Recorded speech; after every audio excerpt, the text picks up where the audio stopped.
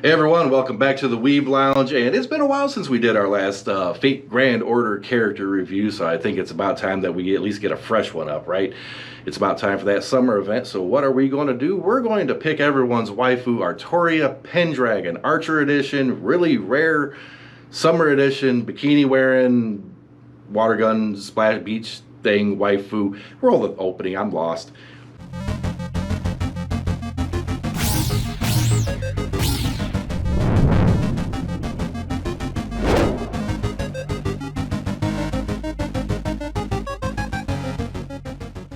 All right, this is an older, rare, super rare swimsuit summer edition character, okay? Chances are if you haven't got her in the very first summer event, it's going to be a little difficult to get her, but you know what? Summer event's right around the corner for 2020, and who knows? She might show back up.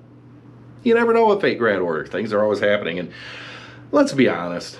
It's Artoria Pendragon in a bikini, on a beach, water gun. It doesn't matter what my opinion is. Chances are you're spending quartz on it because boobies. Let's just get to the first skill. First skill, increase own arts performance by up to 3 turns, 30% by up to 3 turns. You can tell I'm rusty at this. And also increase party's defense for 3 turns. Now overall that's a pretty decent skill, nice little defensive boost. Art skill up, her Noble Phantasm's arts, it's going to help that out just the same, so hey, overall not a bad skill. Now this one I'm not too sure about because skill number 2, it is essentially a heal at the cost of NP gauge. Now, I find myself not doing this very often, especially if you only have 1 copy of the character. If you have more than 1 copy, then, you know, a 10% demerit on the NP ain't that big of a deal because chances are you can get it overgauged, right? But if you only have NP1, the highest you can get is 100%. If you're sitting at that 100%, you're basically sacrificing her ability to do her Noble Phantasm just to get a heal. Granted, the heal's up to 5,000 at max level. So, you know, could certainly be useful. But it's one of those skills where it's like, you know, it didn't really need the demerit, or they could have shifted it a little bit, or maybe even lower the heal just a bit. Overall, I don't like this skill simply because I find myself never really needing to use it. Third skill. Increase party's attack for 3 turns for 18%. Why do you gotta do stupid odd amounts? 18%. Just make it 20% for crying out loud. And increase star generation rate of male allies for 3 turns. It's always about the girls helping the guys out. That's not bad, I guess. But it's 38%. Critical star generation by 38%. Even it out. Make it divisible by 2 or 5. Well, that is divisible by 2, but it's divisible by 10. Okay. 40% or 35%. Maybe it's the ADD kicking in. I don't know. Okay. It's ADD. I'll just go with that. Overall, that skill's okay, but it's not the best thing in the world. You get a little bit of an attack up. Critical star generation rate, but now you're probably going to start hitting Noble Phantasms and stuff, and who knows if you'll even be able to generate stuff. Who knows if you even brought a guy in the team? This is like a waifu game. Chances are there ain't even a guy on the team. Let's just put Gilgamesh in there, then helps a little, I guess. Okay. Noble Phantasm. Noble Phantasm is an arts card. Single attack, deals damage to 1 enemy up to 1,500%, and the overcharge is to charge the next charge. Yeah, okay. Basically, the more you charge it, the more overcharge you get, the more Noble Phantasm percentage you get to do the next one. Base, it's 20%. So right off the bat, you do Noble Phantasm, boom, you're sitting at 20% for the next one. Max overcharge, NP5, 500% is 40%. It's not worth doing that at all. Period. And it has a 70% chance to reduce the enemy's NP gauge by 1 tick. No. Just no. Okay, if you're in a combat situation, well, they're all combat situations. I am rusty at this. To get their NP gauge down 1, if you really, really need to do that, then a chance-based way to do it is garbage. This is just kind of like a fluff, a cushion, or whatever, a potential cushion. Never rely on this to lower the enemy's NP gauge, because that 70%, there's built-in resistances and all this other stuff, so it's not really 70%. That part of it's basically kind of worthless. It's not something you can rely on. But anyways, let's see old Bikini Girl in action here. Alright, we're here on the beach fighting a big old crab with Artoria Archer because I couldn't find anything else to really do. So, summertime, on the beach, water gun, crab, it's working out. Now, normally in this situation, she's kind of like Artoria Rider, 2 arts, 2 quick, and a buster. Same kind of cards. So normally I would probably do Waver's arts, do a whole arts chain, her 2 arts, his arts, have at it. But let's see what she can do on her own. And here we have AQA, which on her own, probably the best that she's going to do. Let's give it a go. A bit of a chance to crit in there too. Starting at 103%. Let's see what she ends up with.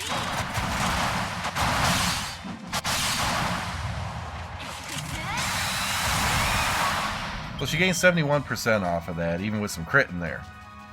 I'd have to say that's pretty good. Without the crit, maybe about 15 to 20 less. It's hard to guess on that, but overall, AQA, she does really good. But if you think about it, 2 arts, a quick, a little bit more hits.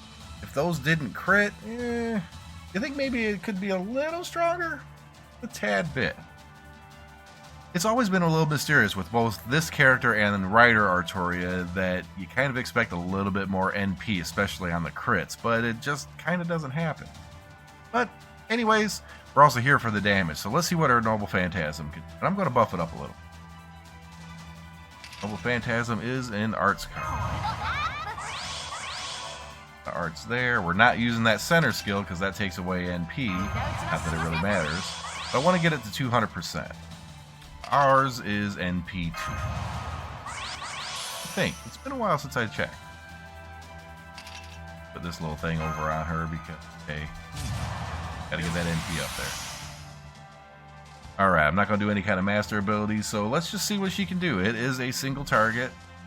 And let's pop a slightly stronger one. That one. And arch chain it, why not, right? That's going to make any difference. Alright, let's see what she can do.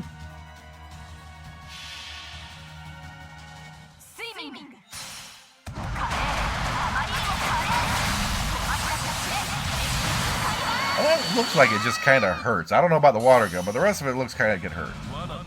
140,000. Now, I have to say that that's actually pretty lackluster. NP2, decent level skills, decent level buffs. Rider Artoria outshone that with the same characters, same buffs, same NP level by like 80,000 more. So in all reality, her Noble Phantasm hits kind of low. But the thing is, with that overcharge and such, he actually gains NP back. So it makes it so that she can do her Noble Phantasm again and again quicker. And for example, let's see. There's a AQQ sitting right here. Can we get her arts back, her Noble Phantasm back pretty much right off the bat? See what it does.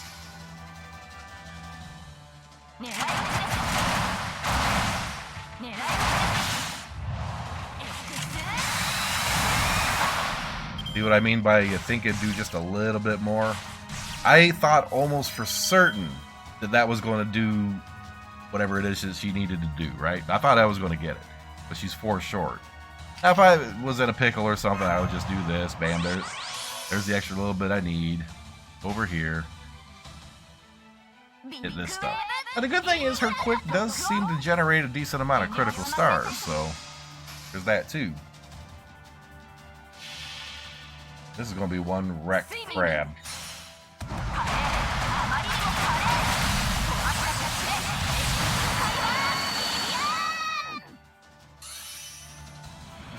It's for about the same. That was a little bit less, I think.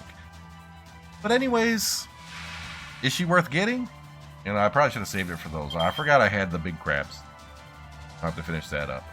But as you can see, her Noble Phantasm is a little and I'm going to talk about a character that actually could probably be just as good, if not better. You don't have to spend any quartz.